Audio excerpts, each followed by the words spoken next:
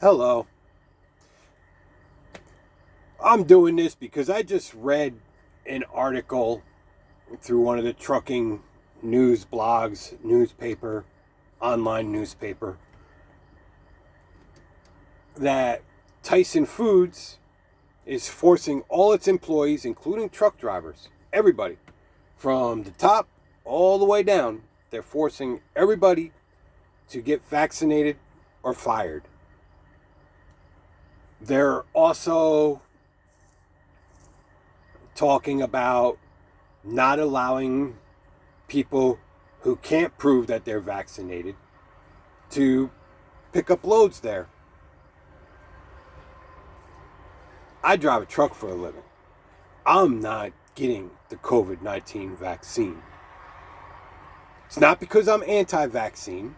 I get my tetanus shot. I've had my other shots, but I've never had a flu shot. Never have I had a flu shot, and I am not getting a flu shot. COVID-19 is just another form of a flu shot. I have been exposed to COVID. I had COVID early on. I was one of the people early on that had it. Didn't realize that that's what it was then, because at the time it was still, nobody knew for sure what was going on. Thought I had a touch of pneumonia. I had to sleep sitting up. I couldn't lay down on my back, I didn't have an extreme case of it, but I had it. More and more of these medical schools, and I'm not talking like, backwaters Alabama medical school, talking major medical schools like Washington State Medical School, Johns Hopkins, big name medical schools, major big name medical schools that everybody trusts. More and more of them are all saying the same thing. If you've had COVID, you are most likely got the natural immunity to it now, as good as, if not better than, the protection that the vaccine's going to provide for you.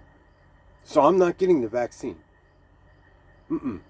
I've already had that. I've already had it once. I'm not going to introduce something in my body that's even in any way. Just no.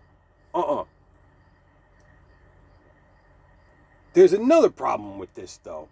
This is the big issue with COVID, with the COVID vaccine.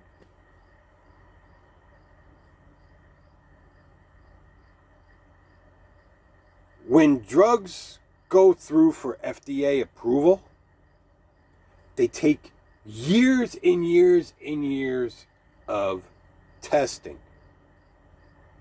5 to 10 years minimum. It's 5 to 10 years generally.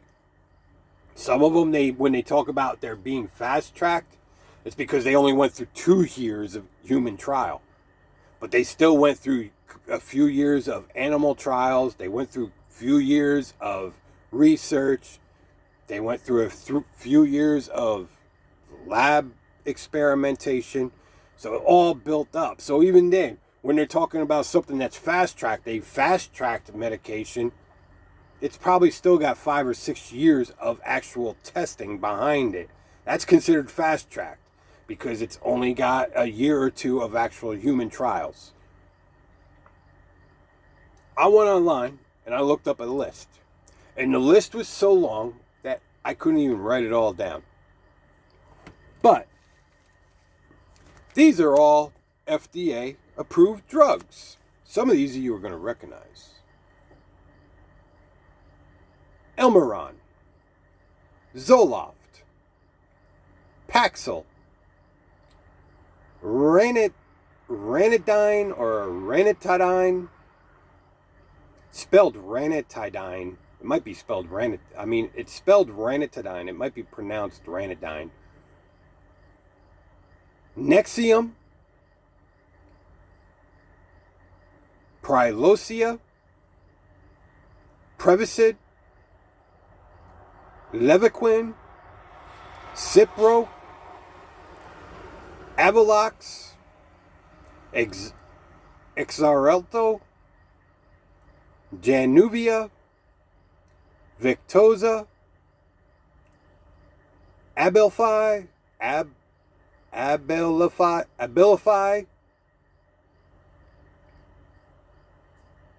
Avandia, Granuflo, Plavix, Lipitor, Fosamax. That's just a couple. Right off the list, just randomly wrote down a couple off this list that is so long that I couldn't write down the whole list of FDA approved drugs that went through years and years and years of research, then years of lab testing, then years of animal testing, and at minimum a year or two of human trials before they were FDA approved.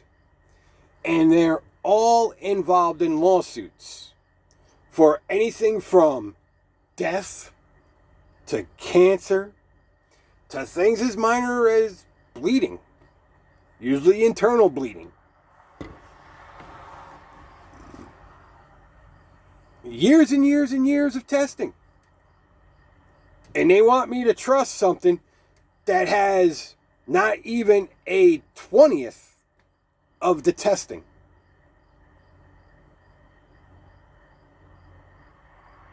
No. The country's in trouble. Because most truck drivers are like the average American. And thanks to the internet, people aren't stupid anymore. They're not clueless to what's going on.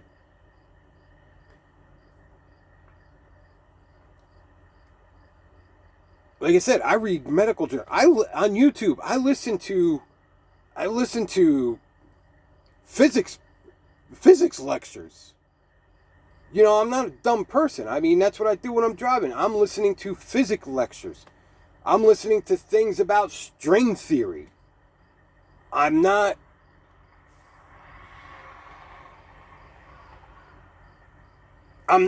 like an MIT trained physicist, but I can actually follow along with it. I understand it. Borderline genius to begin with, but that's besides the point. But I can actually follow along with this stuff. I mean, this kind of stuff, and I've done this my whole life. Even as a kid, I read physics and astro theory and string theory and,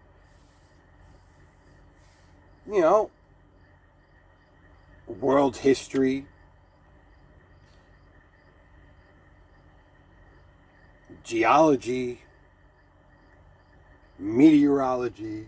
I mean, you name it. Anything in science, I'm read on it. Might not be schooled on it, but I'm read on it. And I keep up with it. I still keep up with it. And there's no way. I've read 4 or 5 medical journals that all say the same thing about the fact that if you've already had the COVID-19 virus, likely you're naturally immune to it. I've read medical journals that say this.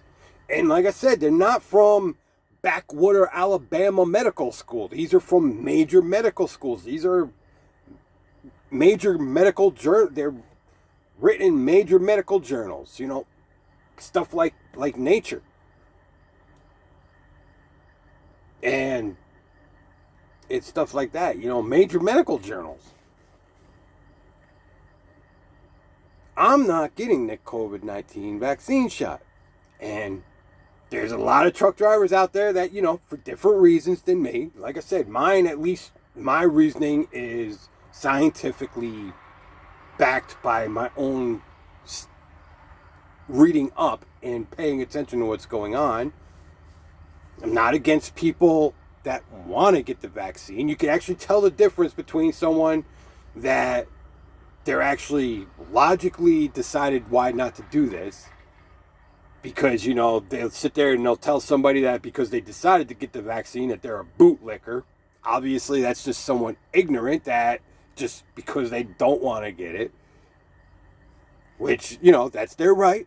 I'm not against it. You don't want to get the vaccine, don't get the vaccine. But I'm not one of these, like I said, someone that's made that decision completely uneducatedly, because you can tell them they're usually the ones calling everybody that is getting the vaccine bootlickers when there are very legitimate reasons to get the vaccine despite all the dangers of it. Dad and my brother are two perfect examples. They've both got the vaccines. Me and my brother had that conversation. And I told him I'm not getting it.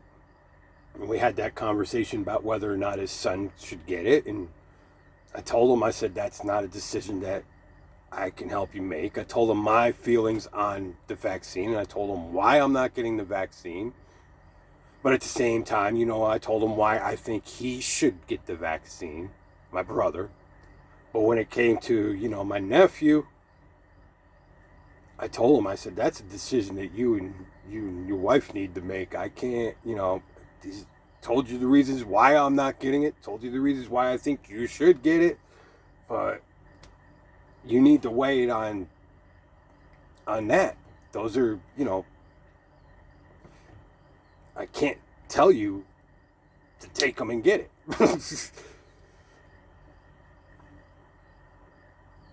But the problem is, for whatever reason, a lot of truck drivers aren't getting the vaccine. A lot of truck drivers will walk away from the industry before they get that vaccine.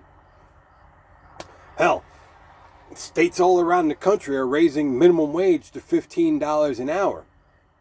For the average company driver out there, that's not much less than what they're already making driving a truck. I mean, granted, I make more than that, but I've also been driving for 10 years now. For somebody who's only been driving for a year or two, they can walk away, take a small pay cut, sleep in their bed every night or every day, be home every day at the least, might have to work 2 jobs to make the same money that they're making driving a truck, but they could be home every day. They don't have to go and get an experimental vaccine jabbed into them because a company like Tyson wants to lead the whole thing and try to force every truck driver in the country to get vaccinated, because it's not going to happen. What's going to happen is you're going to have food shortages, you're going to have toilet paper shortages, you're going to have fuel shortages,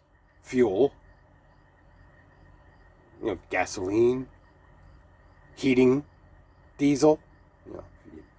If your house is powered by heating fuel, you're gonna have a long cold winter with no food, no toilet paper, no daily needs, no Gucci products.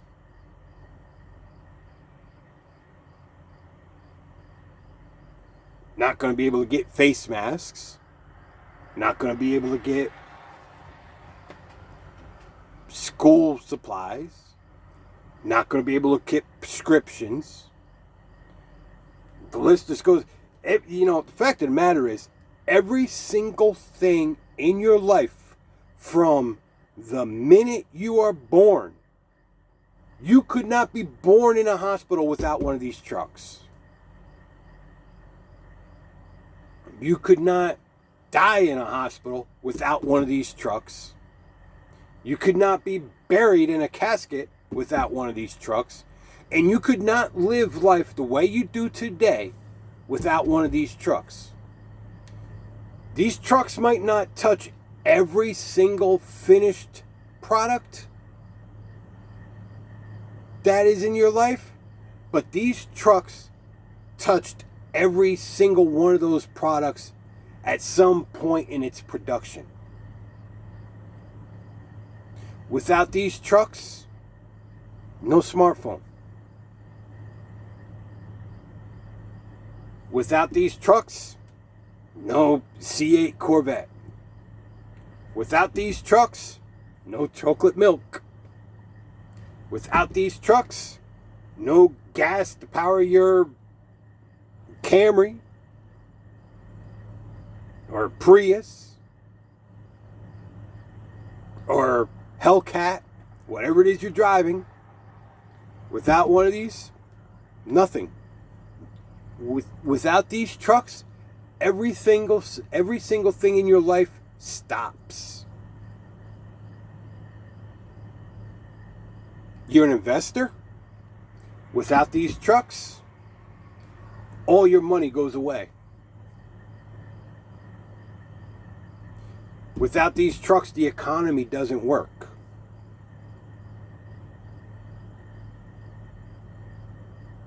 I am not taking the vaccine. I will walk away from my career before I take that vaccine. That vaccine goes against everything I believe in. Like I said, I have never in any time in my whole life had a flu shot. Not anti-vaccine, but I have never had a flu shot, and I am not getting any form of a flu shot, especially one that is not tested and can't hold up to the testing requirements that all these drugs that I read off went through. And they're all involved in lawsuits for everything from death to bleeding. And they went through years of testing. There's no way I am taking that vaccine. Not against anybody taking it. You want to take it? Take it. All the more power to you. I believe in people's right to choose. A liberal, not a progressive. I'm a liberal. Believe people have a right to choose how they want to live. Not a radical right-winger either. Not going to tell people that they're bootlickers and commies because they decide that the vaccine shot is right for them.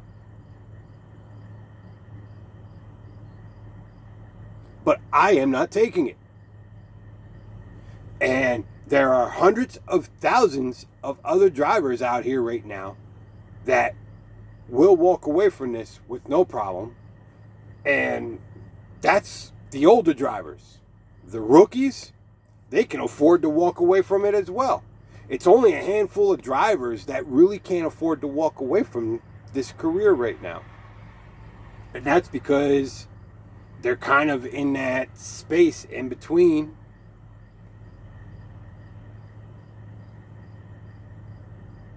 Where, you know, they don't have other skills. So there's really nothing else that they can do. And they've been driving too long to be able to go and get a $15 an hour full-time job and take a small pay cut.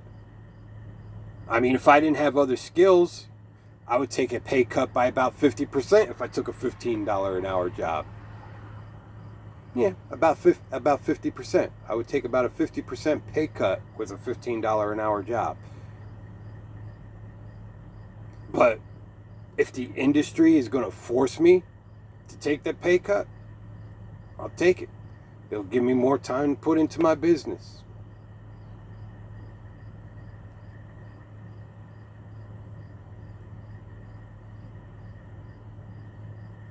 But people need to be aware.